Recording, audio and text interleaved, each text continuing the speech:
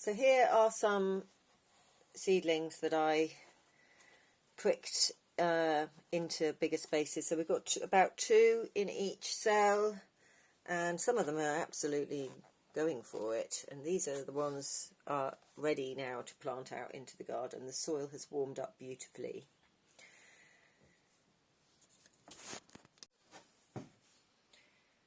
So even though I don't have a huge amount of space and just this small area to do my starts, what I do is I start a few, then I move them. As I say, they grow bigger, I prick them on, and then as quickly as possible I get them into the garden, either under cloches or under fleece if it's cold, and then I've got more space to start some more seedlings.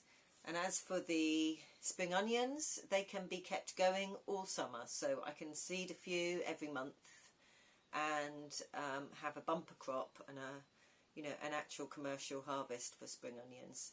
As I say, I have the veg box, so I like to try and supply as much as possible of salad produce as I can from the garden. And obviously as well in the future I hope to expand and have more areas to grow and grow more produce. So, we have to start wherever we can. And in my situation, where I'm starting quite small with the garden, it's been 2 years. In my last vlog, my little seedlings were just beginning to pop up, but it's amazing how fast they grow. So what we tend to do is, as they get bigger, and I multi-seed lettuce into modular trays, and then as the seedlings sprout, I then divide them into bigger spaces, so they've got more space to then grow.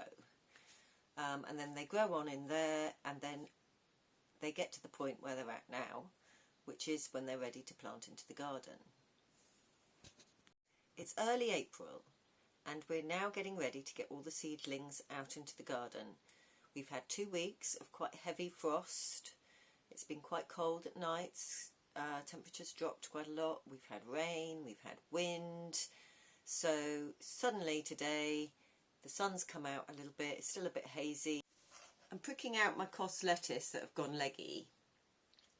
And it's very easy to deal with this problem. It's a common problem when you're growing on a windowsill like I am. And you just prick them out and pop them back in. I'm going to show you that technique now. I use a little screw here to do that. And it makes, it's a dibber, because that's what I've got at the moment. Makes quite a good hole into the soil. So I'll show you this technique as I go. These are cos lettuce, and they've seeded out quite well, and now I've got to prick them out, and I think I've just got one more space here.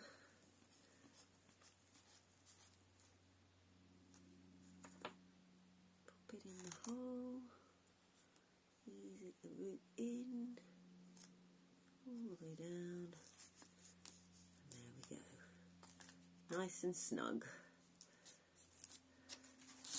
There we go.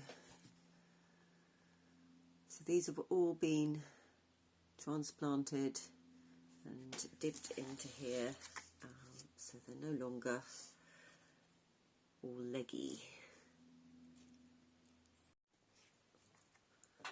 So this little plant lettuce here is a different type, and it's got stuck in it sort of fell into the wrong compartment with some other seedlings which are just beginning to sprout. So I'm going to try my best to save it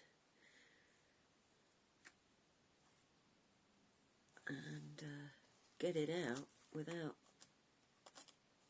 damaging its root. There we go. Come on, out you pop. go. It's quite a delicate operation, but we seem to have managed to succeed. Hopefully these other seedlings will still sprout quite happily. And we'll pop this into a different pot. So these salad seedlings have got a lovely long root ball on them, and they're really good, healthy new seed. You can see the difference to the Kos lettuce that I was seeding. Very different, much stronger, much more resilient. Now it's absolutely fine. You get that nice deep hole, and it's fine that you just sort of twirl the root ball into the hole, and that is great. There we go.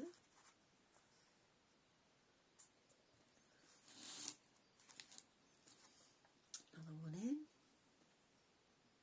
So there we go. They're all neatly separated. They've all got space to grow. They're all popped back in. None of them are falling over. And they'll now go back on the windowsill.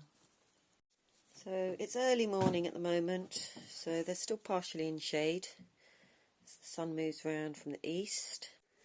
So all the plants are back on the windowsill. I'm just going to give them all a little bit of water now so they feel better. And here we have the original seed trays that they all came from. I'll get one or two in there because I've run out of space. Let's just get them all watered in before it really warms up.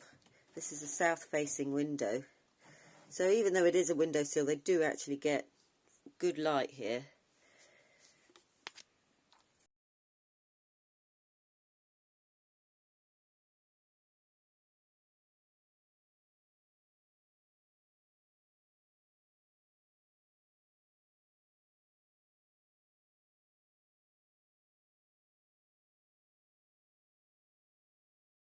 As it gets so warm in the shed, I like to take the seedlings out and I pop them here on top of this outside storage shed, and I just pop all the seedlings on there in the afternoon. It's quite shaded here because this is a east facing door, so they get a nice shady cool spot to cool down. Seeing as I don't have a great deal of space to keep my seedlings, it works out quite well for me to have this system where they come outside, and as they harden off they can actually, now there's the frost's over for now and we may have another few frosts, so I can always bring them back in. They can actually stay out here day and night. They can be planted out now onto the beds, so that's what I'm going to do next. Another weed we have a lot of here is this one. This is buttercup, and you can see it has this very complex root system, and that will spread everywhere, and each little root will sprout another plant. So again, quite an invasive weed in your garden. It grows lovely pretty yellow flowers all over the meadow, but not something I want in with my lettuce. I'm pulling out a few weeds off the edges here, out of the path. There's another. These are dock leaves. They've got really deep taproot, and I have thousands of them in the garden. They seed new ones every year, and so I have to dig them out with a pick. And they're called dock leaf in England. I don't know what they're called in other parts of the world. If there's anyone from, say, America or other regions, it would be great to know what other people call them, where they're from, and whether they are just native to this country. But they're certainly not something you want in the garden. If you leave any of the taproot in, they're very, very deep rooting, then even the tiniest little tip will regrow another dock leaf. So they're quite hard to get rid of.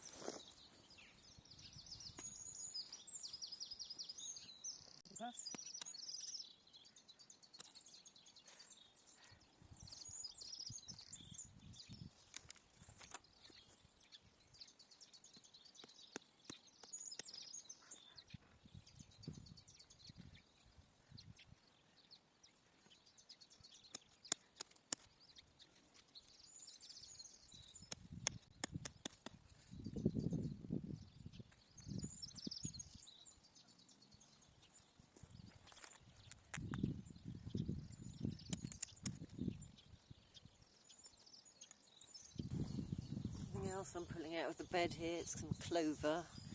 Get lots of that as well. More grass. It's the dock leaves though that are the main problem in this area.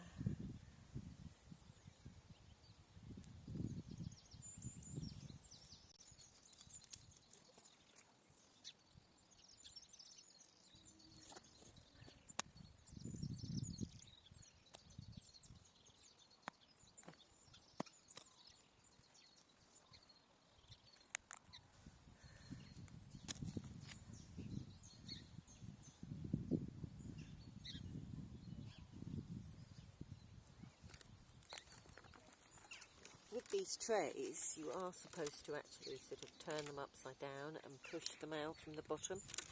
But this particular tray is so much on its last legs, I think it's going to be thrown away quite soon.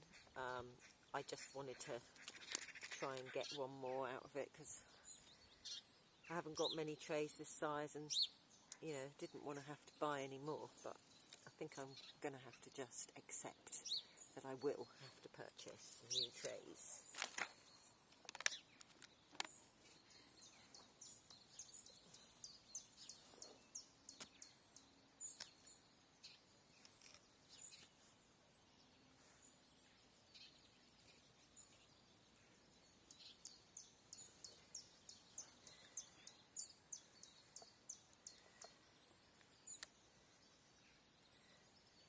So the way I'm doing my seedlings is just to pick them out by hand, as long as they've got, well, if I shake off the earth, you can see they're still really quite tiny.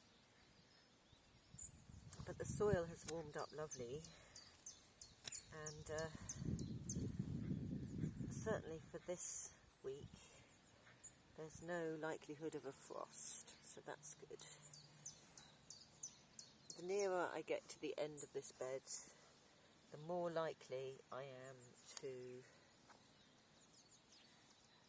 basically the end lettuce will get slugged. We'll have to see how it goes.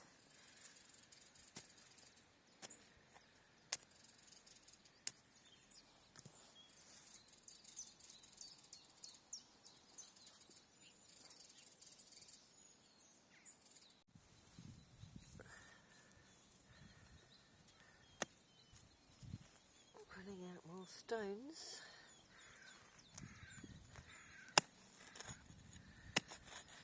Got a bed of gravel under here, so it's not a deep bed for planting. It's just great for lettuce though. Got enough soil here to grow lovely lettuce.